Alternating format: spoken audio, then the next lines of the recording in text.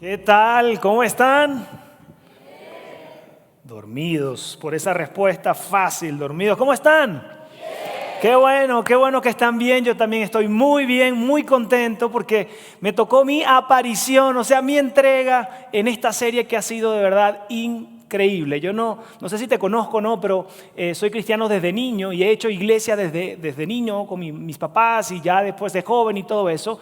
Y cada vez que adentramos más en esta serie veo lo importante y necesario que es y que era traerlo en este año y conversarlo con ustedes. Yair se ha encargado de hacer unas primeras 2 entregas increíbles y si no las has escuchado, bueno, que puedas visitar nuestro canal de podcast y puedas escucharlo. Yo voy a entregar la tercera parte de esta serie, ¿ok? Espero llegar tantito, ¿verdad?, al nivel que Yair nos tiene acostumbrado a las entregas, pero de verdad, mira, esto es para mí una serie que se ha convertido en algo personal, porque me ha hecho tanto, pero tanto sentido. Es tan, pero tan necesario ver el cristianismo y ver la iglesia a través de esta serie y como la presentamos acá en Vidaína. Así que si tú eres de casa y llevas una buena racha de 3 de 3, mantén esa racha porque tú tienes que conocer qué es lo fundamental, qué es lo central para nosotros como iglesia, porque saben, hay mucho ruido. Si antes has visitado otras iglesias, si antes has estado en otros lugares, sabes que hay mucho ruido, hay muchas formas, muchos sabores, muchas maneras, ¿verdad? Cuando tú visitas alguna iglesia en cualquier ciudad o país, puede ser tan, pero tan diferente. Por lo tanto, esta serie está centrada en esto. ¿Qué debemos creer para ser unos fieles seguidores de Jesús? ¿Qué debemos creer? No tan solo qué debemos hacer y cómo debemos comportarnos, que siempre durante el año estamos siempre aterrizando maneras de cómo podemos mejorar, acercarnos a ser cada vez más como Jesús, ser mejores papás, ser mejores esposos, ser mejores personas. Siempre estamos con una gran enfoque en la aplicación.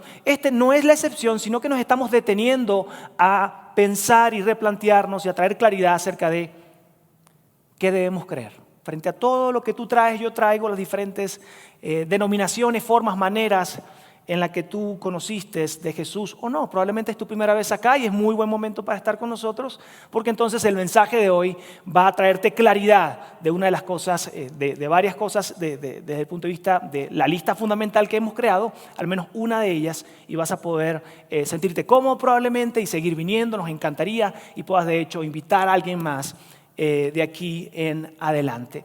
Como te decía, sé que la experiencia de cada uno de nosotros, si yo les daría 10 segundos o 20 segundos a cada uno para que suba y platique la experiencia, su experiencia de iglesia, seguro que algunos van a decir, no, en serio, puede ser tan diferente, amigos.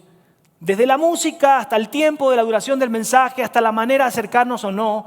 Y hoy vamos a tocar un punto muy importante que también es central a la hora de nuestra experiencia y cómo ha marcado esa experiencia en nuestras vidas. De hecho, probablemente si eres conocedor de la Biblia y has seguido de alguna manera la historia de Jesús, de nuestro Salvador, o de ese hombre que vino a impactar hace más de 2000 años la humanidad y la forma de ver la vida, probablemente te has preguntado esto en una iglesia que has llegado y has dicho lo siguiente: probablemente estas personas que están acá, los líderes de esta iglesia o las iglesias que he visitado, probablemente conozcan la Biblia. Yo creo que sí, porque explican, tienen un tono, ¿verdad? Parece que, y lo dicen con tanta seguridad, yo creo que sí conocen de la Biblia definitivamente, pero parece que no conocen mucho de los evangelios, parece que no conocen mucho de lo que Jesús hizo y cómo Él vivió y cómo enseñó, lo que Él enseñó y lo que Él demostró.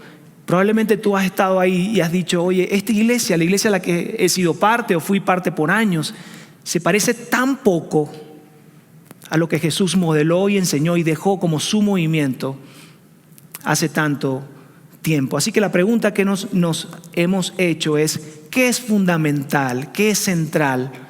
Frente a tanto ruido, frente a tantos sabores y colores, ¿qué es fundamental? ¿Sabes por qué?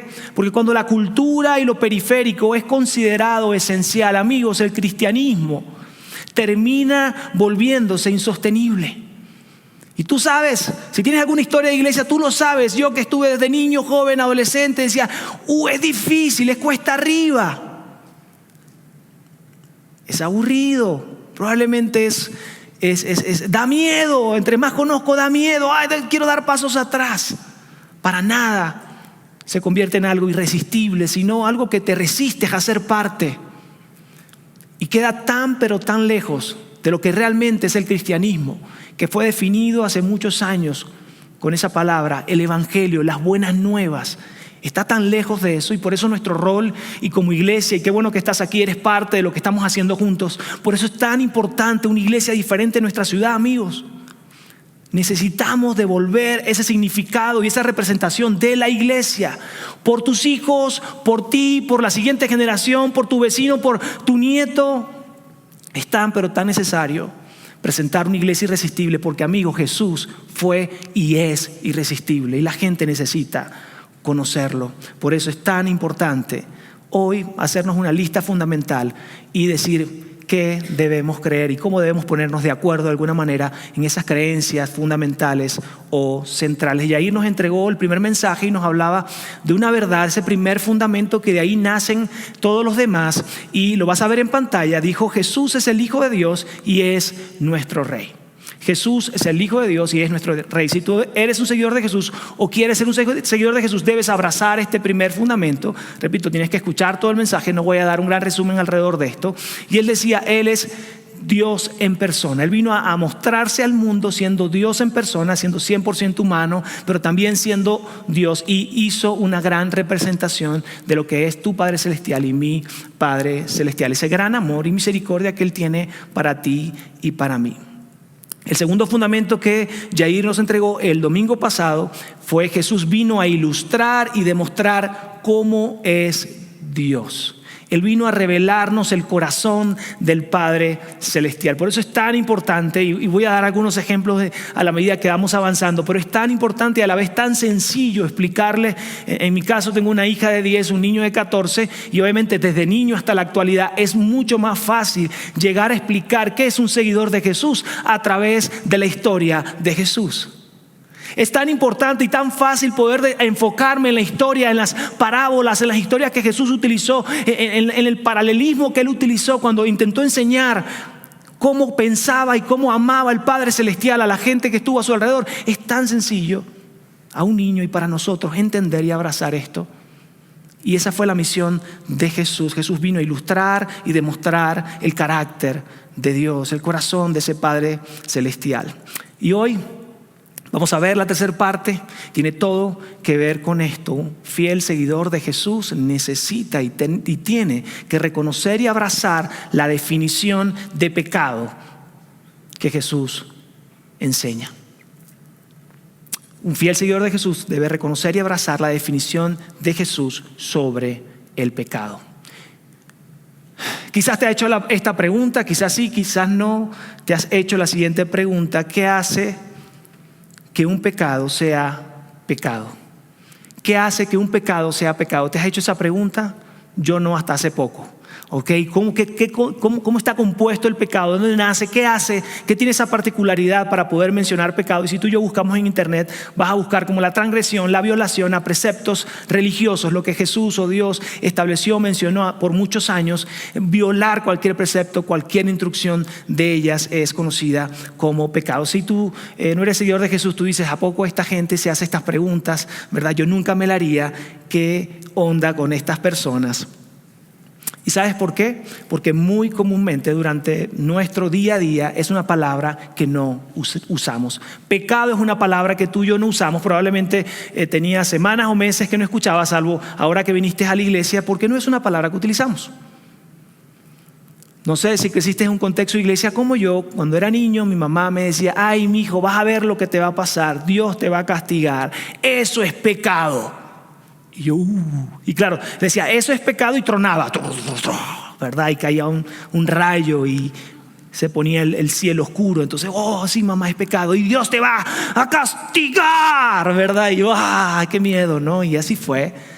Yo sigo haciendo lo mismo, pero sin las mismas palabras, ¿verdad? Inspirando a mis hijos a que tomen buenas decisiones, sin decirle probablemente y sin usar tan frecuentemente: eso es pecado, mijo.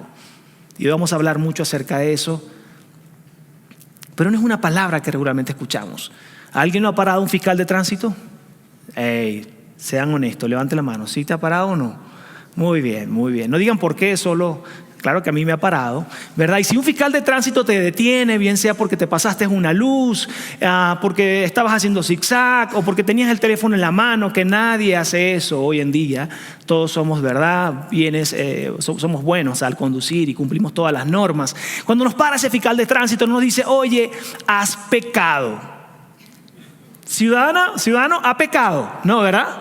Ha infringido la ley, ha cometido un delito, ha hecho algo que está mal frente a la ley probablemente. Y quizás esa conversación se torna algo así como, señor policía, ¿puede ayudarme por favor? Y el policía te dice, mira, ayúdame, yo te ayudaré, o algo así, no sé qué. Y termina una conversación donde dice, qué vergüenza, no quiero que haya cámaras por ningún lado. Si tienes a tus hijos ahí, quieres sacar a tus hijos de ahí por la vergüenza de lo que puede terminar esa conversación. Pero para nada utiliza la palabra pecado cuando infringimos una ley, una norma de tránsito. Y es que regularmente esa palabra la asociamos con religión. Cuando tú y yo cometemos e infringimos una ley, un precepto bíblico, no solo decimos cometí pecado, sino que probablemente te pones la etiqueta de pecador. Ok, soy un pecador, todo está mal en mí, he cometido un pecado. Ahora, frente a las reglas, las leyes, hay algo muy importante y es lo siguiente, la claridad. La claridad en los asuntos de las leyes es muy importante. Un buen gobierno tiene claridad en sus leyes. Una buena relación de padre e hijos, las normas están bien claras. A qué hora se debe llegar de regreso, a qué hora deben pararse y todas las normas están muy claras. En el cristianismo no es la excepción. Necesitamos normas y claridad acerca de esta palabra llamada pecado. ¿Qué es pecado? ¿Qué no lo es? Y sabes una cosa, Jesús dejó total claridad acerca de esto. Así que si hasta ahora estaba así, si es cierto, si es tranquilo, hoy vamos a ver que Jesús dejó total claridad qué es pecado y qué no lo es. Mira, el problema ha sido durante la historia que a pesar de que Jesús ha dejado la claridad acerca de esto, la iglesia, y yo me incluyo que he hecho iglesia por muchos años, probablemente es tu caso, hemos traído confusión, hemos enredado la cosa alrededor de esto, lejos de simplificar, hemos traído confusión, hemos complicado el asunto para aquellos que se acercan a la iglesia. Lo hemos hecho tan pero tan complicado y la tendencia de la iglesia es igualar en vez de priorizar todas las normas que Jesús y que la palabra de Dios deja por escrito. Lejos de priorizar, hemos igualado, así que todo es importante y todo debes conocerlo. Entonces alguien que se acerca y dice, es que sé tan poco, es que tengo que caminar entre minas, es que creo que esto no es para mí porque hay tanto que desconozco y hay tanto que debo cumplir que no encuentro el camino. Y probablemente te pasó como a mí, que amigos a mi alrededor me dijo literalmente, esto no es para mí, O sea, nos vemos en la fiesta, nos vemos en otra cosa, pero aquí no, esto no es para mí, esto está muy complicado. No hay una manera de simplificar esto, que es seguir a Jesús, que está bien o que no está bien. De hecho, en diferentes contextos de iglesias, denominaciones, así le llamamos, incluso hay diferentes listas de pecados que pueden ser contrarias entre una denominación, en un estilo de hacer iglesia y otra. Es tan, pero tan complicado. Y yo quiero decirte algo, es importante que podamos entender que toda la Biblia es inspirada por Dios. Y ahorita vamos a hablar un poco de eso. Todo es inspirado por Dios, pero no todo es igualmente importante. Y no me lo invento yo. Ahorita te voy a hablar un poco acerca de lo que Jesús dijo acerca de eso. Me dio tanta paz poder entrar en esta historia y escuchar y ver cómo Jesús explicaba esto y entender que claro, todo es inspirado por Dios, pero no todo tiene el mismo nivel de importancia. Y lo vamos a ver a través de una historia, de una pregunta que le hace un experto de la ley a Jesús. Un abogado, alguien que conocía muy bien de las leyes y le hace esta pregunta, ya sabes, para tentarlo, para hacerle caer. Siempre tenía Jesús este tipo de pruebas. Recuerden que querían llevarlo, sacarlo de las calles, tomarlo preso, apagar su movimiento, esto nuevo que le estaba trayendo. Atención a la pregunta, atención a su respuesta, porque tiene implicaciones profundas en lo que hoy conocemos como el cristianismo. Vamos a leer Mateo 22:36, dice, Maestro, ¿cuál es el mandamiento más importante de la ley? Recuerden, habían 10 mandamientos, esos son los más famosos que fueron entregados a Moisés, pero después de eso se añadieron cerca de 600 mandamientos o leyes más. Así que más de 600 leyes, la gente tenía que aprender, entender, cuidarse, no pecar, cómo se lavaban las manos, así, era virado o cocido. Entonces había que meter así 10 segundos o 20 segundos. Y todo era así. El sábado ya se acabó la hora del sábado, o todavía aquí comienza el día. Y todo era tan minuciosamente. Imagínate. Yo te voy a invitar a que al llegar a casa hagas mínimo 100 normas para tus hijos. No, cuando lo vean van a decir, papá, mejor ponme en adopción. O sea, ¿cómo? Entonces el sentadito así o así. Entonces el teléfono lo apago antes o después. Demasiado. Imagínate vivir con gente, expertos de la ley, fariseos, atentos para decir, hey, caminaste, te sentaste al lado de él, no supiste con quién te sentaste, eso fue pecado. ¿Sabes con quién estás cenando? Era un montón de cosas. Ahora, cuando el término griego que se utiliza en esta pregunta es mega, al lado de cuál es el más importante de la ley, es mega. ¿Cuál es el mandamiento? El mega mandamiento. De esos 600 y algo, ¿cuál es el mega mandamiento? ¿Cuál es el más importante? Hay una manera de simplificarlo, de ir al punto de dejarlo en uno solo y que de ahí como que de alguna manera se permeen los demás.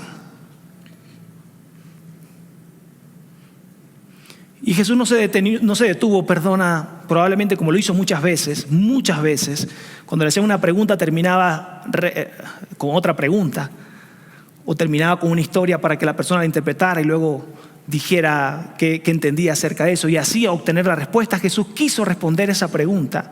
Y para nada dijo, ya va, es que déjame explicarte lo que te voy a decir a continuación. Toda la Biblia y toda la palabra de Dios, la ley y los profetas es importante, todo es inspirado, hay que verlo. No, Jesús respondió de la siguiente manera. Amarás al Señor tu Dios con todo tu corazón, con toda tu alma y con toda tu mente. Ahora, esto no era nuevo en Deuteronomio, está escrito también algo similar. Moisés trajo esto y lo decía una y otra vez. Recordaba el primer mandamiento, no vas a tener otros dioses, no vas a alabar a otros dioses. El mandamiento número 1 de los 10, así que esto lo conocían ellos. Y, ok, aquí no falló Jesús. Dijo la respuesta correcta. Tenemos que amar a Dios, claro, con todo nuestro corazón, nuestra mente. Yo estoy de acuerdo de eso. Esto tiene que ver con rendirnos totalmente a Él.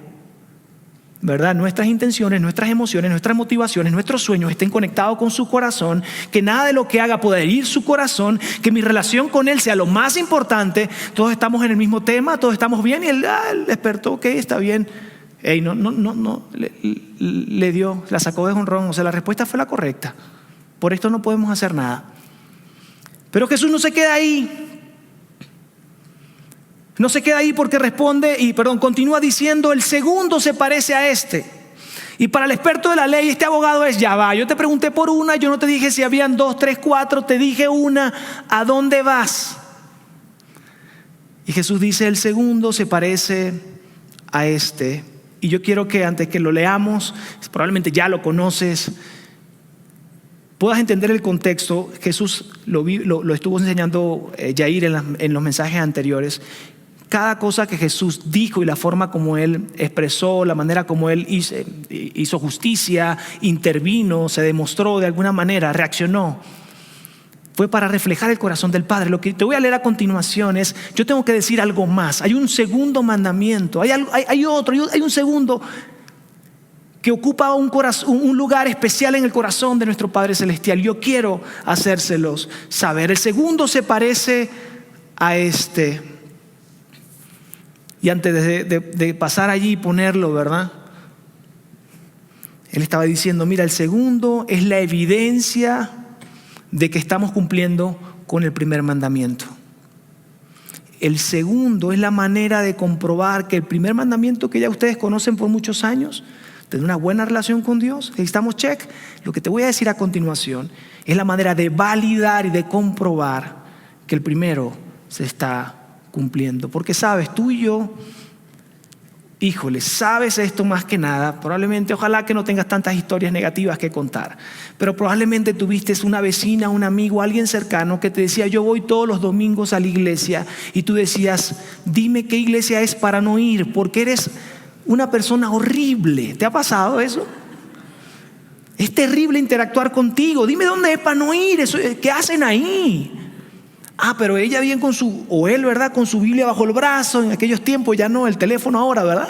Su Biblia bajo el brazo. Es que yo tengo mi buena relación con Dios. O quizás, probablemente fue como en mi caso, que papá, mamá eran cristianos.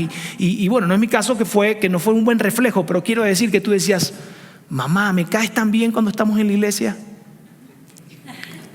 Hello. Pero en la casa eres otra, ¿verdad? Y hay varios reels sobre eso, bastante interesante. Porque ¿cómo compruebas? Yo estoy bien con Dios. Yo leo, yo oro, yo estoy bien con mi Dios. ¿Cómo compruebas que realmente ese primer mandamiento lo estás cumpliendo?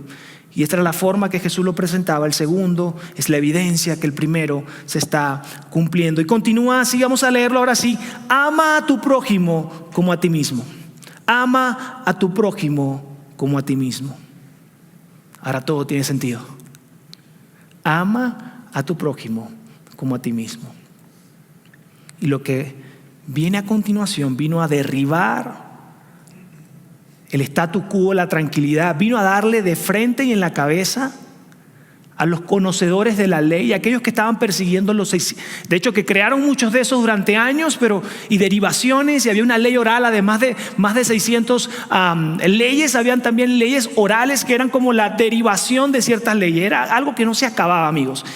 Y Jesús dice, ok, estoy frente a aquellos que saben todo, que persiguen a la gente, que las humillan, que las tratan mal, pero dicen tener una buena relación con Dios, como se sabe en toda la ley.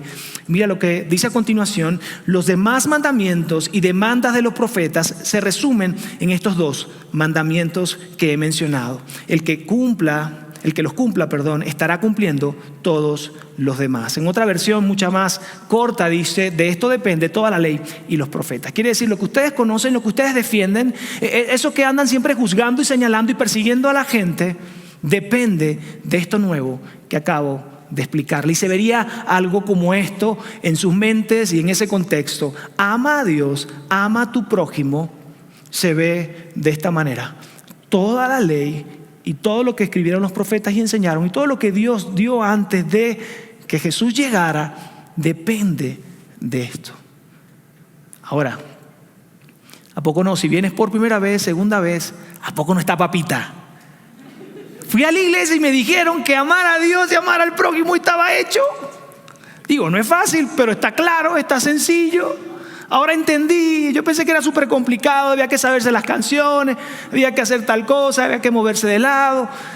Hay tantas cositas que... No, mira, ya es súper claro. Ama a Dios y ama a tu prójimo. Y todo lo que está escrito en ese libro sagrado, que hay mucha sabiduría, hay muchas cosas ahí. Puedo comenzar por aquí. Por otro lado, si tú eres un buen conocedor de la Biblia, de los textos de la Biblia, híjole, también es un buen filtro. Conoces todo esto, pero si no haces aquello, de nada sirve. Porque lo más importante, lo dijo Jesús, es ama a tu Dios y ama a Dios y ama a tu prójimo. De eso depende todo. Y a las personas que estaban frente a él, justamente vivían lo contrario. Conocían todas las reglas, todas las leyes mejor que nadie, pero maltrataban a las otras personas. Señalaban, juzgaban. Amigos, el perdón, la paciencia, el cuidado que tengamos en nuestra relación hacia otras personas es la evidencia de que nuestra relación con Dios está bien. ¿Quieres saber cómo está tu relación con Dios? ¿Quieres saber cuán maduro eres espiritualmente o la persona a tu lado? Quédate con él 24 horas. Ve cómo trata a las personas. Ve qué tan cordial es con los meseros. Ve qué tan cordial o cómo es con las personas en eminencia o que tengan cierto reconocimiento. Ve cómo es, cómo interactúa con todos por igual. Ve cómo son sus reacciones. Y eso habla de cómo está su relación con Dios. Jesús dejó esto muy claro y dio diferentes historias, muchas historias bastante interesantes alrededor de esto.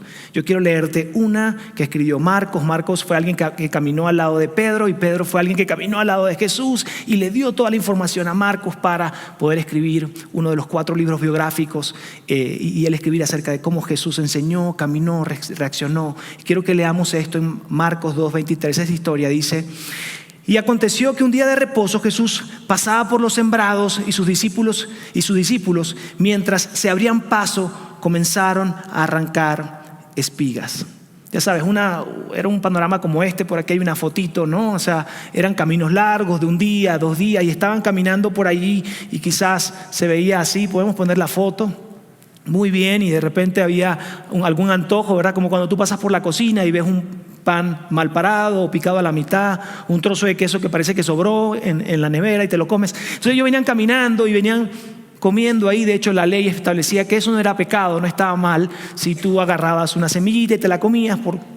No estamos hablando de robarle la cosecha a alguien más, sino de comer algo y seguir caminando. Entonces, a pesar de que no era una transgresión de la ley, los judíos y la gente esta experta de la ley había hecho que esto fuese parte de esa tradición y esa ley oral, donde decía: aún el día sagrado, el sábado, que no se puede trabajar ni nada, si tú pasas y agarras un pedacito de una espiga, ¿verdad? Una semillita para comer, eso es pecado. Es como si cosecharas, imagínate. Entonces todo es pecado. No tan solo que trabajes, sino que si pasas por ahí tan solo agarres uno, esto es pecado. Entonces, esto es lo que pasó. Esta es la reacción de estos fariseos que estaban cerca de Jesús, siempre persiguiéndolo, y decían: entonces los fariseos le decían: mira, ¿por qué hacen lo que no es lícito en el día de reposo? ¿Por qué, sabiendo que no deben trabajar y cosechar en el día de reposo, están comiendo así, ¿verdad?, de este sembrado? Jesús una vez más pone a un lado eso que él conoce que no es parte de la ley, que es un invento de ellos, que es la ampliación de leyes que ya existían, como el día de reposo, y procede a decirle algo muy, muy importante que creo debemos detenernos. Dice: el día de descanso se hizo para satisfacer las necesidades de la gente, y no para que la gente satisfaga los requisitos del día de descanso. Jesús dice: yo creo que algo está mal con ustedes, o todo está mal. Por alguna razón ustedes tomaron lo siguiente: para nuestro Padre Celestial es más importante la ley que la gente. Algo no está bien. Y yo te voy a dar un ejemplo. Tú, como si eres papá, ¿verdad o no? Nosotros ponemos normas, y esas normas, ¿cuál es la intención? ¿Cuál es el corazón, la motivación de nosotros para ponerles normas a nuestros hijos? Su bienestar, un mejor futuro, que tengan una salud mental, que tengan una buena salud física, que sean bien alimentados, que sean inteligentes, que puedan crecer, desarrollarse. Jesús le dice: hey, la ley se inventó por un corazón de un Padre Celestial que quiere lo mejor para la gente y no al revés. Dejen de tener su enfoque en las más de 600 leyes y enfóquense en amar a la gente. Les enseño esto: la gente es prioridad. La gente es prioridad. Si alguien, pretendiendo aplicar la ley de Dios, lastima a la gente, no la está aplicando correctamente. Y mira, créeme que he tenido todo tipo de conversaciones, y eso salta de una vez. Cuando alguien es conocedor y sabe y dirá: pero ese saber o ese estatus, ese conocer o ese estatus de dónde se encuentra o qué tan santo se siente, no le permite sentarse con alguien que piensa diferente. Amigo, algo está mal en nuestras vidas. Si tú sabes que alguien tiene cierta bandera, cierto idealismo, y te está costando simplemente compartir un mensaje, o ir en el mismo ascensor, o saludar al vecino porque sabes que tienes pensamientos diferentes, algo está mal. Salud. Porque no es tan importante.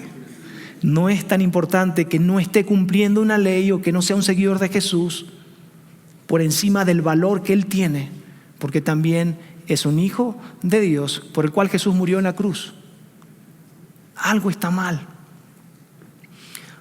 Ahora, si tú eres seguidor de Jesús desde niño, probablemente caíste en este juego. Yo llegué a caer, sobre todo en la adolescencia, juventud, ¿verdad? Que uno quiere darse permisos frente a tantas leyes y normas y costumbres, ¿verdad? Un montón de cosas. Quizás llegaste a hacerle esta pregunta a un sacerdote, a un pastor. ¿Es pecado? Y luego ponemos una línea, ¿verdad? Oye, yo quería preguntarte la semana pasada, y dábamos vuelta, el primo del primo, el amigo del amigo, una sobrina, no sé, para no poder decir que eras tú, ¿verdad? Entonces, ¿esto es pecado? Y esa línea, ese espacio en blanco, ¿verdad? Que es lo que quieres hacer y que de alguna manera no has encontrado en la Biblia que es prohibido hacer, y no quieres que te caiga un rayo y que Dios de verdad te condene y te caiga el juicio de Dios.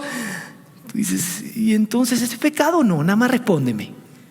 O sea, no es que me vas a dar 2, 3 mensajes, 3 sermones, me vas a enseñar el Pentateuco y el Nuevo y el Antiguo Testamento y me vas a dar la palabra griega, hebrea. Solo dime si es pecado o no para salir corriendo. Claro, cuando viene cargado, ¿verdad? Porque tú medio leíste y dijiste, yo creo que no. De repente hasta lo hiciste la semana anterior y dijiste, nada más por cierto remordimiento, no vaya a ser que, ¿verdad? Dios estaba ocupado, no me vio y el rayo no me cayó, pero en la siguiente sí, entonces te acercabas. Y eso simplemente reflejaba ese paradigma, ese pensar, ¿verdad?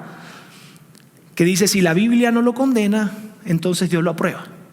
Si no está tácito, escrito ahí, entonces es permitido y Dios lo aprueba. Estoy ok con Dios. ¿Alguien llegó a caer con eso? Sean honestos, ¿verdad? ¿Está escrito o no? Si no se menciona, Dios no lo condena, Dios lo permite. Déjame decirte algo, Jesús estaba diciendo, mira, llamar a Dios, a tu Padre Celestial lo conoces, pero una buena referencia para saber si es pecado o no es responder esta pregunta. ¿Es bueno para las demás personas? ¿Es bueno para ti lo que vas a hacer? Si es bueno para las demás personas y es bueno para ti, conectado con los valores y principios que yo he enseñado, entonces bueno. Si no lo es, no lo es. No busque la letra pequeña, o a ver si a Moisés se quedó dormido y no lo escribió, o a ver si alguno de los 4, ¿verdad?, que escribieron acerca de Jesús se le fue y no habló de esto. Ay, qué padre. Entonces sí puedo, aún sabiendo que es malo para ti, aún sabiendo que es malo para alguien más. Qué padre que Jesús vino a simplificar esto, ¿verdad? Mateo 22, 23. Esta es la manera como Jesús se enfrentaba a los fariseos de ese tiempo. Hay de ustedes, maestros de la ley y fariseos, hipócritas. Se enojaba. Hipócritas, dan la 10ª parte de sus especies, la menta, el anís y el comino, pero han descuidado los asuntos más importantes de la ley. Van a ver, ustedes que dicen conocer las 600 leyes y que las cumplen todas y que andan señalando y juzgando, ¡ay de ustedes! Ah, qué chido, cumplen algunas leyes como diezmar, eso está bien, ok, check, pero han dejado a un lado lo más importante. Y continúa diciendo, pero han descuidado los asuntos más importantes de la ley, tales como la justicia, la misericordia y la fidelidad. Debían haber practicado esto sin descuidar aquello. Diezmar está bien, ok, pero no dejen de lado lo más importante. Cualquier acción que beneficie y que te ayude a relacionar y amarte correctamente a las personas que están a tu alrededor. Eso es lo más importante. Yo quiero decirte algo, es tan valioso que estés aquí, porque amigos, es un riesgo latente para ti y para mí que podamos convertirnos en los fariseos de este siglo, que podamos convertirnos en los legalistas expertos de la ley de este siglo, donde estamos condenando, señalando, juzgando, donde nos cuesta un montón relacionarnos bien con las personas a nuestro alrededor. Pero muy conocedores, pero el cuello bien parado a la hora de venir a la iglesia. Tenemos que tener tanto cuidado porque nuestra tendencia es irnos hacia allá. Y yo quiero ser honesto contigo. En mi historia, de hacer iglesia y de desde niño estar en la iglesia, yo fui uno de ellos en algún momento. Claro que sí. En el contexto que crecí, como me enseñaron ser un seguidor de Jesús, así era. Alguien que se tendría que mostrar puro, santo. De hecho, teníamos cierta entonación. Probablemente en algún mensaje se me salga y me perdonarán, ¿ok? Y entonces, ríanse tranquilos. La palabra de Dios, o sea, todo el acento, el ceño fruncido, era parte, ¿no? ¿Tú sabes lo que estás haciendo? Pecador incircunciso, vas a la paila del infierno número 4. Perdón, no se asusten si vienes por primera vez, eso nunca sucede. Estoy solo ejemplificando lo que pasaba en aquel tiempo. Yo estaba ahí, claro que sí. Yo fui uno de ellos. Y es tan feo, porque es señalar a alguien que pecó, que se equivocó, que a lo mejor hasta por desconocimiento, ¿verdad?, llegó y cayó en tus manos, sabiendo que no tienes ningún tipo de posición, ningún tipo de nada para señalar, porque sabes que tú estás en el mismo lugar, porque solo es su gracia y el favor de Jesús que nos permite estar de pie. Pero recuerdo claramente con frialdad mirar al pecador, señalar, menospreciar, juzgar. ¿Y sabes qué significaba para mí como seguidor de Jesús? Significaba seguir a Jesús con miedo, atemorizado por ese rayo que mi mamá me dijo que en algún momento me iba a caer. Gracias a Dios que a pesar de mis pecados no me cayó, porque estoy aquí. De que me iban a jalar los pies. No, eso nunca se dice, ¿verdad? Pero claro, servía con miedo, estaba en la iglesia con miedo. Llegué a escuchar cosas como, ¿cómo estás? No, mi semana estuvo difícil, mira, pasó esto, aquello. Ok, cuéntame algo, ¿viniste el domingo pasado? No, por eso fue. ¿No has venido a la iglesia? Tú dices, ¿cómo? Entonces, claro, era todo temor, miedo. Y yo estoy tan agradecido con Dios por haberme llevado, haber tomado lo bueno, por supuesto, y haber seguido en un caminar con Jesús. Hoy por hoy, mi esposa y yo, criar a 2 hijos con un enfoque diferente, con esta realidad que acabamos de ver, con esto que es lo más importante, donde les enseñamos a tener una relación con su Padre Celestial, a orar, a leer, a meditar desde pequeños, y donde les enseñamos que la evidencia que su corazón esté bien, que sus acciones son las correctas, la evidencia es cómo se relacionan con su prójimo. La evidencia es cómo son capaces de perdonar entre ellos, cómo son capaces de amar al que es diferente, cómo son capaces de extender gracia y misericordia a la gente a su alrededor. Y también es tan antojable, me da tanta alegría poder verlos a ellos queriendo ser parte de esta iglesia. Nos da tanta alegría verlos a ellos queriendo tener una oración y una conexión con su Padre Celestial, conociéndolo de esta manera. Para terminar, quiero darles 3 ideas que busqué que rimaran para eso de que se las aprendan o se las memoricen, ¿ok? 3 ideas que nos ayuden a mantener el mandamiento más importante y el segundo mandamiento más importante en mente. Si para él no es bueno, es veneno. Ok. Si la persona que tienes al frente, para él no es bueno, lo que vas a hacer es veneno.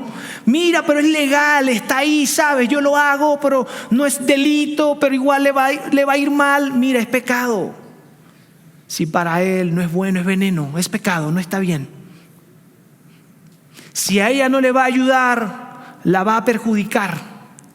Si a ella no la va a ayudar, la va a perjudicar, así que no está bien. Hey, caballeros jóvenes que están acá, casados o no.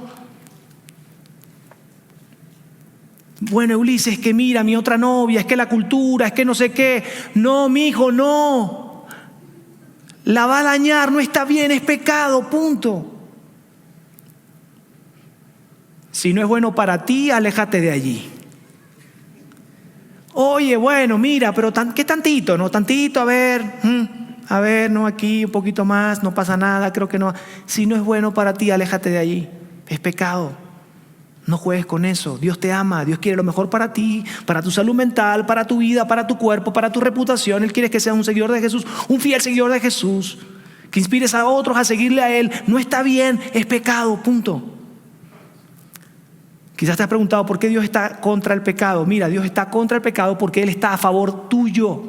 Él está a tu favor y está a favor de las personas que le rodean. Y si el pecado daña tu corazón y daña a la gente que te rodea, entonces por eso Él está en contra de ello.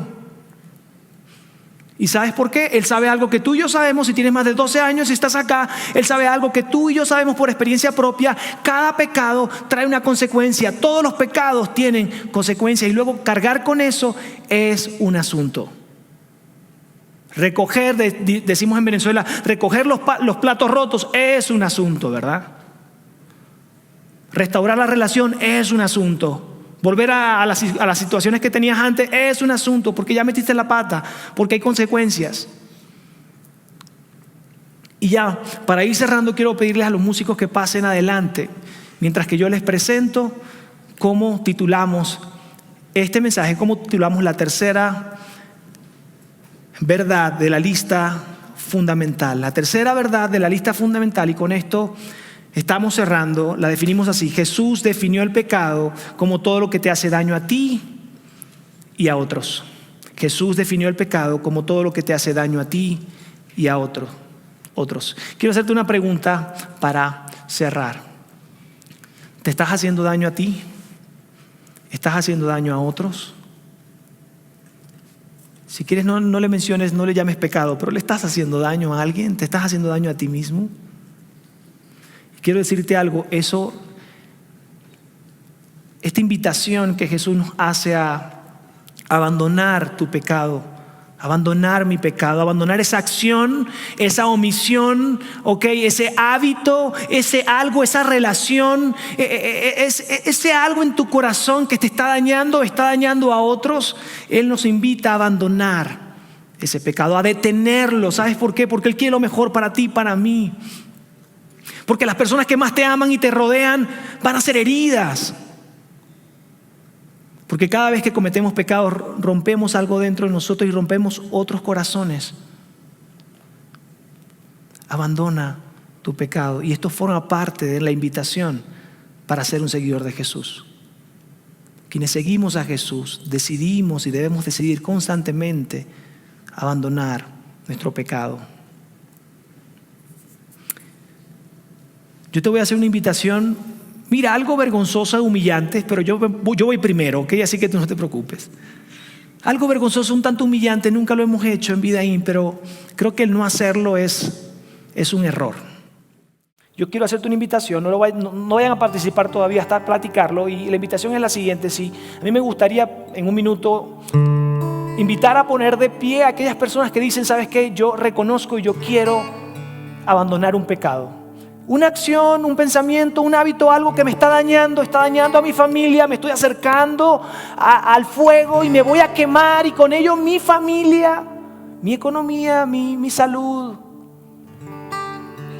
Y después de esto voy a invitar a personas que digan, ¿sabes qué? Yo abandoné hace poco algo, o hace mucho, un pecado. Y miren, ya yo estoy de pie. Ya yo di mi primer paso. ¿Listos? Quiero invitar a aquellos que quieran reconocer delante de todos que, mira, hay algo que debe cambiar, que hay un pecado que debes dejar, que se pongan de pie. Bien, gracias. Qué valentía, qué deseo de ser un fiel seguidor de Jesús. Wow. Quiero invitar aquellos que hayan dejado un pecado, que se pongan de pie. Gracias por su valentía, por su deseo y su compromiso de ser un fiel seguidor de Jesús. Dios, te doy gracias y te damos gracias. Gracias porque hoy podemos reconocer y entender que amarte a ti es sumamente importante, es lo primero, de ahí nace todo. Ser fiel a ti, entregar todo por nuestra relación contigo, honrarte a ti, obedecerte a ti es sumamente importante, es lo más importante. Y la manera como validar y demostrar que nuestra relación está bien es con el segundo mandamiento más importante, y es amar al prójimo como a nosotros mismos. Es poder ser reconocidos como seguidores tuyos por la manera y entereza y generosidad a la hora de amar, perdonar, cuidar, sanar, abrazar a otros. de esa manera cumplimos todo lo que tú quieres y tienes para nosotros. Ayúdanos a abrazar esto, a demostrarlo, a abandonar el pecado que está causando daño en nuestro corazón y que está causando daño o causará daño a la gente a nuestro alrededor, porque eso hace un seguidor de Jesús. Ayúdanos a caminar, llévanos de la mano para llevar una vida que honre nuestras creencias, nuestra fe en ti. En el nombre de Jesús, amén.